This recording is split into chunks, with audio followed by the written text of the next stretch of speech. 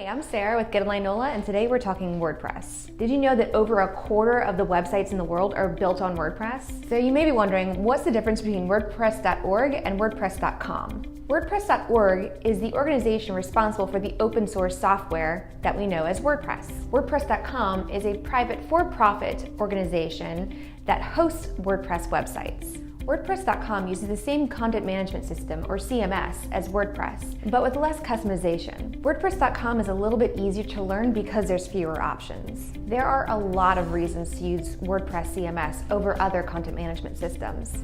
First of all, it's free, and doesn't everyone love free? WordPress is open source, which means anyone can contribute to the functionality and security of the software. WordPress is highly scalable and customizable. Just as your business grows, your website can grow with you.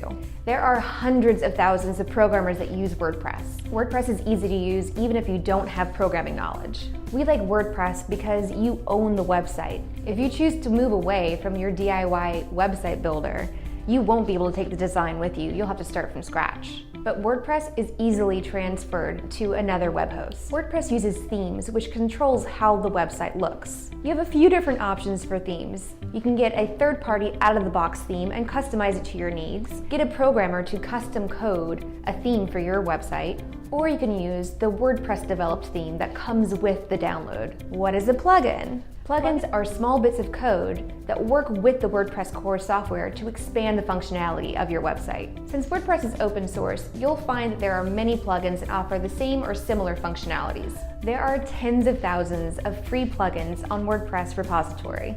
One of our favorite plugins is Contact Form 7. It allows you to collect form submissions through your website. While adding plugins to your website is a great way to expand the functionality, you need to be careful about how many plugins you're really relying on. If you're running over 20 plugins, you may want to look into getting a custom designed website to house all of that functionality instead. Running lots of plugins can increase the probability that your website will break.